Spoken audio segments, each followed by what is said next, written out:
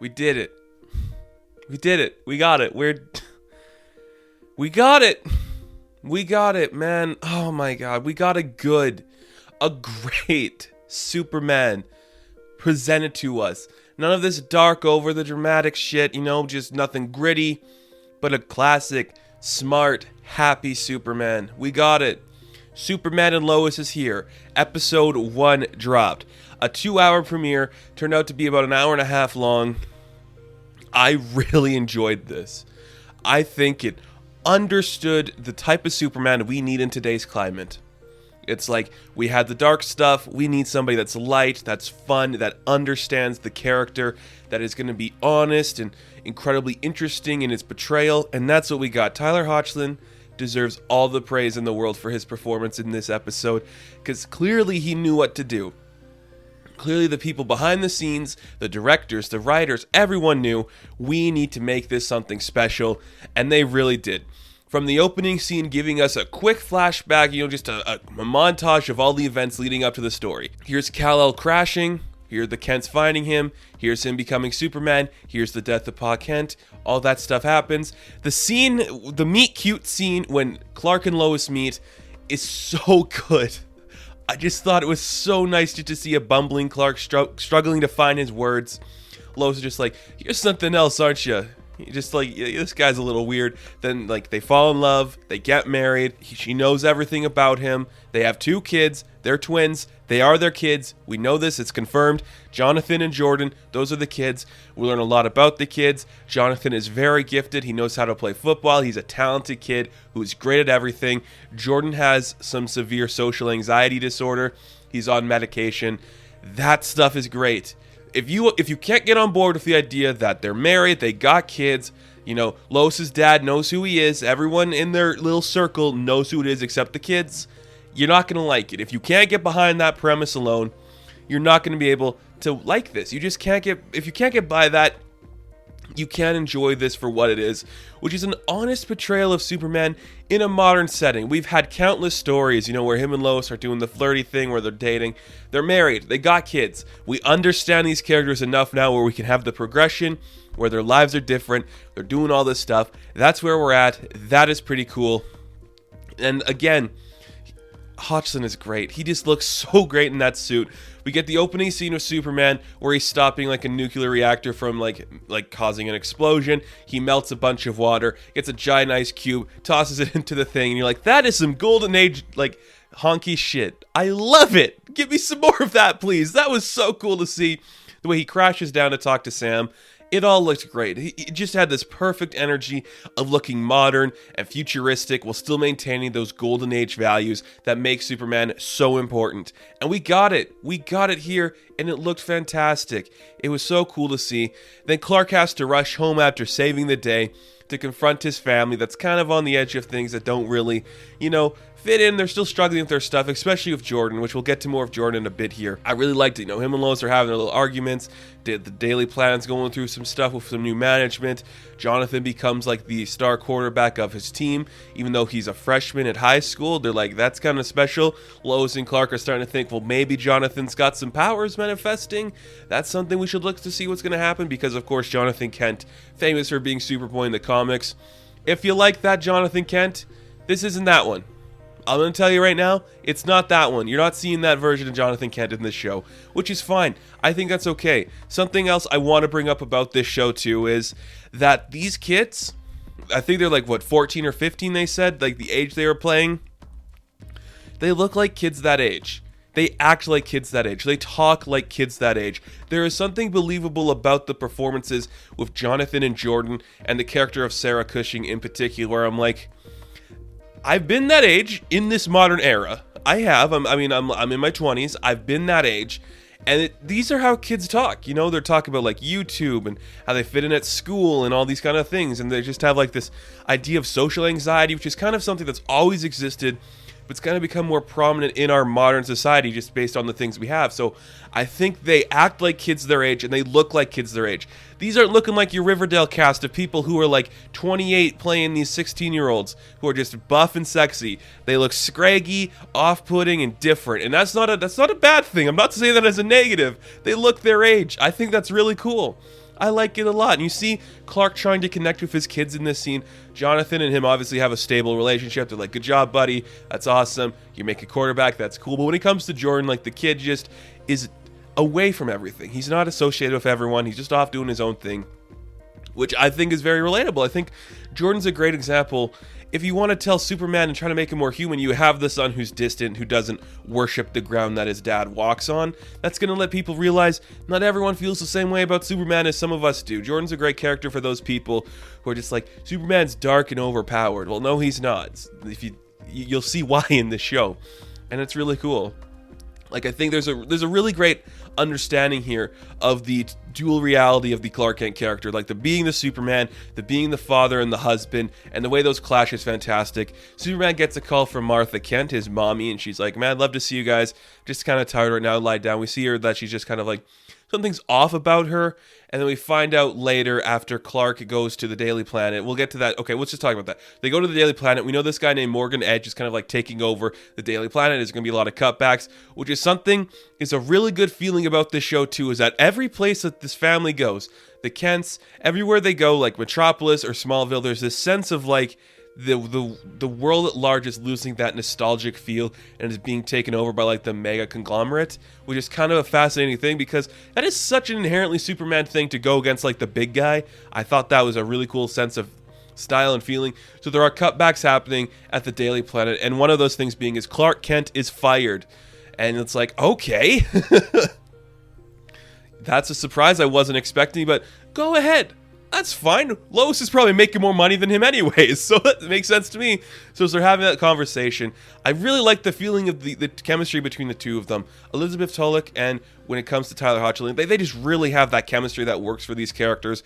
The way Lois is trying to get something from the vending machine, and Clark just tips it down so it falls out for her. And as he's doing that, he gets a phone call from his mother, but it's not his mom on the phone, it's her doctor. So he rushes to Smallville, and we see that Martha Kent has died from a stroke, which is another thing I wasn't expecting. I was thinking like, okay, they're going to go to the farm. Grandma's going to be supporting to help like Jordan and John understand like their life and their father. But no, Martha's gone. Both John and Martha Kent, Ma and Pa Kent, they are both passed on, which I'm like, oh, I wasn't expecting that. But I think it's okay, just because I feel like Sam Lane is going to be that recurring character. So I'm fine with it. I mean, it's definitely a choice. Not one I would have made in particular, but I'm not making the show, so I can't make those calls. And again, you know, I just can't get over how good the visual effects look. It looks like there's money behind the CW project. The costume looks great. The CGI looks great. Like when he's actually freezing the lake, man, it looks gorgeous. The cinematography is great. It really knows how to use slow motion and use that in a great way with this brilliant score. The score just adds this another layer to this entire piece that is just so well done. Absolutely fantastic. So we get a nice funeral scene. Jordan's kind of off away from the rest of the people. Jonathan, well, being kind of like that douchey older brother type, but they're the same age. He really does care about Jordan, which is a nice value to see. Like, they fight and they bicker, but he does want to help his brother out. And they see that the Cushing family is coming, and Cushing is this guy named Kyle, and he is married to Lana Lang, and Lana has a daughter named Sarah. And guess who Jordan has a little crush on? It's Sarah. And you're like, that's cute, a Kent and a Lang together. That's really happy. And Lana's just like, you know, the old girlfriend. And I love, there's some nice little tension there that feels very like modern, where it's like, oh yeah, they dated. And that's why like Kyle doesn't really like Clark, and why Lois is kind of just like awkwardly snickering at everything happening, because she knows Clark loves her, but there's just something funny about seeing Clark in the awkward position, which it's cute. Nice relationship between the four of them there. They go in for drinks, and you know, it's like there's some financial stuff happening with the barn, with the farm even, that Martha lived on, and you know, like there's some people involved in like trying to help Smallville essentially, and it's like this Morgan Edge guy, which something I love really too. I really love this, is that the entire time something good is happening, Lois Lane is being herself, and she's getting very inquisitive. She is just like, what does Morgan Edge want with Smallville? Like, why would he do any of that? So she's doing some investigative research later on, we'll see, trying to figure out what this guy wants with Smallville, which is great, because even in a situation that requires, like, that personal touch, she's still being the reporter. That's Lois Lane to a T. I love it. It's so nice. So some tensions build between Clark and Kyle. You know, they leave. Lana and Clark obviously still have that kind of chemistry going, which it's not going to be like, oh, they're going to have, like, an affair, but it's just nice to see that. It's pretty cool. So all three of our kids go to the barn, and they're like, let's reset the Wi-Fi router, which, okay, cool, let's go do it. You know, Jordan climbs up this wall. There's some steel beams just hanging there. He falls down. The beams come crashing. Jonathan rushes in to save him, and we see that the beams fall on them, but they're not hurt. Clark rushes in. Everything looks like it's fine, but the kids are starting to realize something is off. Why aren't they hurt about what happened? And we're starting to get this sense that maybe it's John who's getting these powers. Like, you know, classic comic book Jonathan Kent. He's going to get the powers. That's what we're going to see. It's kind of exciting. It's kind of cool to see that. And, you know, we get some nice moments where Sam comes back. He's showing them, like, this footage, like this Kryptonian dialogue. They said, like, I know who you are, Kal-El. Suddenly, Clark's just freaking out about that. He's going to go off and fight it, but Lois is the one who tells him, you got to stay here and help your family. Your mother just died. We are at her funeral. You are not being Superman right now. Sam kind of chews her out a bit, like, you married Clark Kent, but you also married Superman. You can't let Superman be normal no matter what you want. Another great piece of dialogue for this show. That was just the best. Oh, it's just the best. It's such a great feeling. It's campy, but modern, which is exactly what I loved about Stargirl. It's great. It's legitimately great. I love it so much. So we figure out some other information. You know, we go see Lana at the bank. We realize we're either going to have to, like, sell the farm back to the bank or buy the farm, get a cash out, you know, that kind of stuff. The kids go to investigate some more stuff, like what's going on at the farm. Why can't we go into the barn? They eventually find Kal-El's ship. So they go into the bunker. They find the ship that brought Kal-El to Earth. And they're starting to realize their dad is hiding something about himself that we don't really know yet. And I thought that was pretty cool. It's nice, you know, the kids are acting like kids. I get it. I think it's fine. I don't have any problem with this. The only thing that's making me go like, wow, I don't know how old Tyler Hoechlin or Elizabeth Tulloch are, but they really don't look like they'd have 15-year-old kids. They look very young, so it's kind of fun, but I'm okay with it. Like, everyone here looks very sexy, but also very, like, mature or teenaged, which is kind of cool to see. They look their age, which I think is kind of cool to see, you know? I'm liking that feeling. It's pretty cool.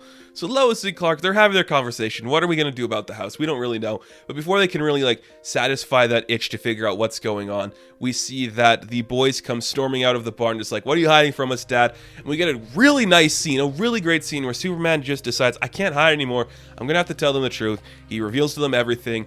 They're in disbelief, just like Lois said, like, I was in disbelief too when he told me, but he lifts up the car, flies into the air. The kids are starting to realize something else is going on. And they're like, maybe Jonathan has powers. They're questioning that if that's how they survived. But it's Jordan who's just like, you lied to us our whole lives. You should have told us the truth. He storms off. And we see him later go to the party because, you know, Sarah invited him. He goes there. And, you know, it's kind of cute. You're like, oh, these two are obviously going to get together and hook up or something. Which they don't, which is kind of interesting to see. But, hey, these people are moving to Smallville. I'll spoil that right now. Like, it looks like the Kents are coming to Smallville to stay. They're probably going to go to the high school. They're going to cause some more tensions between Sarah and her boyfriend. So, yeah, you're like, okay, you thought Jordan and Sarah were going to get together right away. Doesn't look like it. Looks like there's going to be some tension. So they get into a fight. Jonathan comes in to help his bro because obviously he needs it. They're getting their asses kicked in like this manic fighting response. Jordan suddenly just uses some laser vision. So the entire time we're here thinking it's Jonathan Kent who's the special one. It's Jordan. It's Jordan. It looks like it's going to be Jordan. You know, the kid with social anxiety, the one who's frightened and pissed off all the time, who's mad at his father. He accidentally explodes a bonfire. Looks like a lot of bad stuff is happening. And you're like, oh shit, what's going on there? But the entire time that's happening, Clark Kent does suit up as Superman and he's going to another nuclear base where he's finding this weird guy looking like the character from Doom. And they get into a fight. They go into space and have a really great fight, which I like it. You don't need to destroy a city to show the power of Superman. You have him flying around the world. He gets knocked back to Earth, which looks pretty cool. They have a fight in space. He gets stabbed pretty much in the heart with like a kryptonite shard. He comes falling back to Earth, but it's the memory of his family, you know, the Lois and Jordan and Jonathan and everyone waking him up to snap out of it. He manages to pull the kryptonite shard out of his chest before he does any damage, and he falls right in front of like a car in, like, I think we're saying it's like China or something, blasts back up to go help his family. This is it. This is it. This is it. This is Superman. This is how you do Superman. This is what we've needed, what we've wanted for so long. And we're getting it. We're getting it, y'all. This is him. To say I got emotional is an understatement, because this is what I've needed for the character for so long. Just something that cares so much about him and understands the character he is. And we're getting it. We're getting it here, and it's really nice. So he goes to help his family. We realize that, nobody got hurt from the bonfire explosion, but now's the time to go to the truth. And we see that Jordan is the one of powers. They were manifesting. He starts to realize he kind of saved Jonathan from the falling steel beams, which is kind of interesting to see. You're like, maybe this family needs a little Smallville, but Jordan still feels isolated. We get a nice moment later where he's talking to his dad, and it's just really nice. And I think one of the things a lot of people were expecting was, it's gonna be Superman. We're going to fight Lex Luthor and Zod and go all over the place. This was never really billed as that show. This was more billed as it's the family dynamics of the most powerful family in the world. How do you uphold those rights in 2020, that virtue, that essence of goodness, when you are Superman and your kid is starting to become something like you, and he's scared of the world, he is scared of society in a sense. How are we going to show the family struggles of that? Which is really cool to see. It's really fun. I could watch that all day. I could. I thought that was pretty enjoyable, just seeing the struggles of that family, how they react, how they interact with each other. It made me very excited. I liked seeing that. I'll take more of the personal family drama with Superman. I don't need the big, high and mighty action. When we get it, it looks incredible. The suit looks great. The Doom guy's suit looks great. Everything looked fantastic. I have no problems with any of that. I don't. I think it's great. It's Superman. It's Superman. It's Superman. We're getting Superman. Oh, it's great. And we're getting a good Lois. She's doing some investigation, figuring out what's going on at the bank, and we realize that it's Morgan Edge who actually bought the bank months ago. And what does Morgan Edge want with all this money from these local farms? And it's oh, he's gonna do the Judge Doom thing, mow it all down, build a superhighway. That's my guess, but something less campy probably, which is pretty cool. It looks like the Kents are going to be staying in Smallville, which sets up some more tension. How are the kids going to react to going to this new school? And another thing I really liked about this too is that there's no tension between the brothers for one of them being powered or not. Jonathan's like, yeah, man, that's great. That just proves that I'm a good football player without the added benefit of being a Superboy. That's great. I think that's awesome. This isn't your Jonathan Kent from the comics, and I don't think it needed to be. It was never billed as being as such, so I think that's fine. It looks great, it feels great, it made me happy. We get an end teaser where the Doom guy is a Luthor, supposedly from another world probably, because he said his world was destroyed. That's cool tension. It's just great, man. It's great all around stuff. I'm very happy with it. I liked everything this did. I like everything it brought to me. It felt like Superman. It acted like Superman. We get two different Superman suits. We get the modern one that we've been teased for a long time, but we get the classic Golden Age suit with the black logo. It's looking like the Mac Fleischer cartoon, and it made me smile. We get a great moment where the kid's like, wow, nice costume, and Superman's like, yeah, thanks. My mom made it for me. You can't get better than that. You honestly can't get better than that. And why even try anymore? We did it. We made Superman awesome for the 2021 time period. And we had a great Lois, great kids, great Sam Lane. Everything about this is great. And I cannot wait to watch more Superman and Lois. So that is my review of this amazing show. I highly recommend you check it out, because this is going to give you everything you need for the Superman character. Now, thank you guys so much for watching this review. Be sure to like and subscribe to the channel. As always, you can check me out on Instagram, Patreon, Twitter, all that good stuff. And I will catch you in the next one. Have fun. Stay safe. Good luck.